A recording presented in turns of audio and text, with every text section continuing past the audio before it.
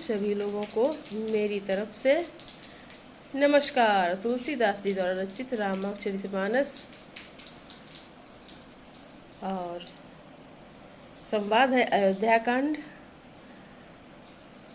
भरत जी मनाने गए हैं प्रभु राम को, तो वहाँ वशिष्ठ जी ने भरत जी को समझाया है तो कि ज्ञानी लोग पूरे भरे के चक्कर में आधा नहीं छोड़ते हैं, तो आधा है और रामचंद्र जी वनवास की यात्रा पूरी करके अयोध्या आएंगे, तब तक मेरी बात मानो, सभी लोग वापस चलो।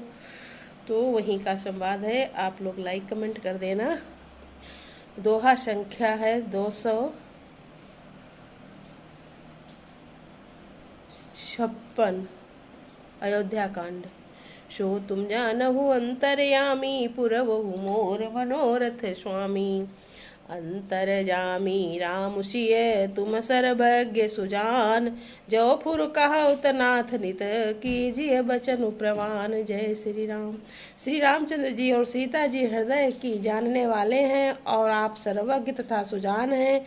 यदि आप यह सत्य कह रहे हैं, हे नाथ, अपने वचनों को प्रमाण कीजिए, उनके अनुसार व्यवस्था कीजिए।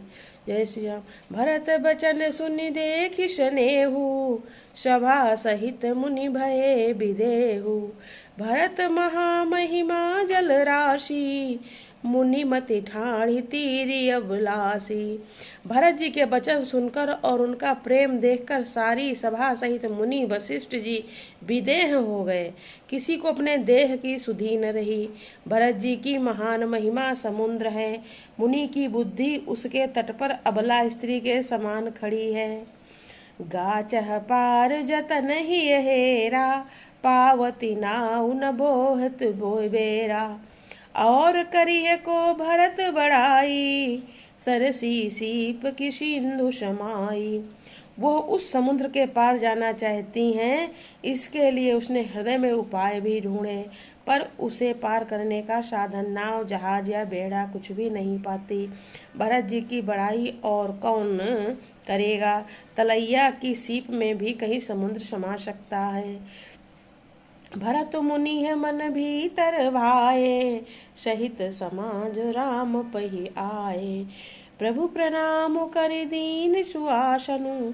बैठे सब सुनि मुनि अनुशासन।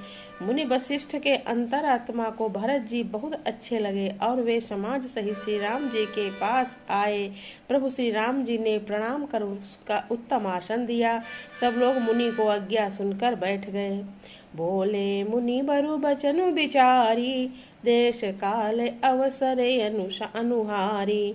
सुनहु राम सर्वज्ञ सुजाना। धर्म नीति गुण ज्ञान निधाना। श्रेष्ठ मुनि देश काल और अवसर के अनुसार विचार करके वचन बोले, हे सर्वज्ञ, हे सुजान, हे धर्म नीति गुण और ज्ञान के भंडार राम, सुनिए।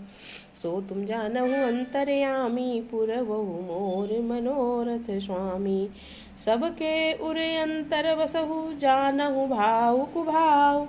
पुर जन जननी भरत हित। होई सो कहिए उपाव। आप सबके हृदय के भीतर बसते हैं और सबके भले बुरे भाव को जानते हैं। जिसमें पूर्ववासियों का, माताओं का और भरत का हित हो, वही उपाय बतलाइए। जय श्री राम। आरती कहि विचार न काऊ। सूझ जुआरी है आपन दाऊ।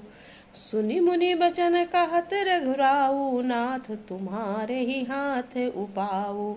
आर्त दुखी लोग कभी विचार कर नहीं कहते, जुआरी को अपना ही दांव सूझता है। मुनि के वचन सुनकर श्री रघुनाथ जी कहने लगे, हे नाथ, उपाय तो आप ही के हाथ है।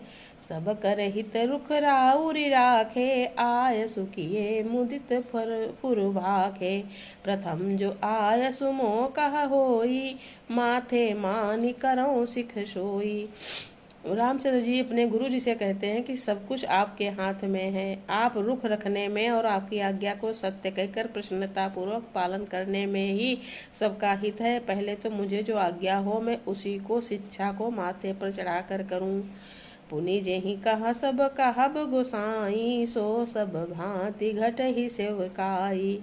कहा मुनि राम सत्य तुम भाखा, भरत स्नेह विचारु न राखा। फिर हे गोसाई, आप जिसको जैसा कहेंगे वो सब तरह से सेवा में लग जाएगा, आज्ञा पालन करेगा। मुनि वशिष्ठ जी कहने लगे, हे राम, तुमने सच कहा है, पर भरत के प्रेम ने विचार को नहीं रहने दिया। तेहि ते कहूँ बहोरी बहोरी, भरत भगति बस भई मति मोरी। मोरे जान भरत रुचि राखी, जो कीजिए सो शुभ शिव साखी। इसीलिए मैं बार बार कहता हूँ, मेरी बुद्धि भरत की भक्ति के बश हो गई है। मेरी समझ तो भरत की रुचि रखकर जो कुछ किया जाएगा, शिव जी साक्षी हैं, वो सब शुभ ही होगा। सो तुम जानहु अंतर्यामी, पुरबहु मोर मनोरथ स्वामी। भरत विनय सादर सुनिय, करिय विचारु बहोरी। करब साधु मत लोक मत, नृप नय निगम निचोर। जय श्री राम। पहले भरत की विनती आदर पूर्वक सुन लीजिए, फिर उस पर विचार कीजिए, तब साधु मत, लोक मत, राजनीति और वेदों का निचोड़ सार निकालकर वैसा ही उसी के अनुसार कीजिए। गुरु अनुराग भरत पर देखी, राम हृदय आनंद विषेखी। भरत ही धर्म धुरंधर जानी, निज सेवक तन मानस वानी। भरत जी पर गुरु जी का स्नेह देखकर रामचंद्र जी के हृदय में विशेष आनंद हुआ। भरत जी को धर्म धुरंधर और तन मन वचन से अपना सेवक जानकर बोले, गुरु आय सुअनुकूला, बचन मंजु मृदु मंगल मूला। नाथ सपथ पितु चरण दोहाई, भयउ न भुवन भरत सम भाई। जय श्री राम। सो तुम जानहु अंतर्यामी, पुरबहु मोर मनोरथ स्वामी।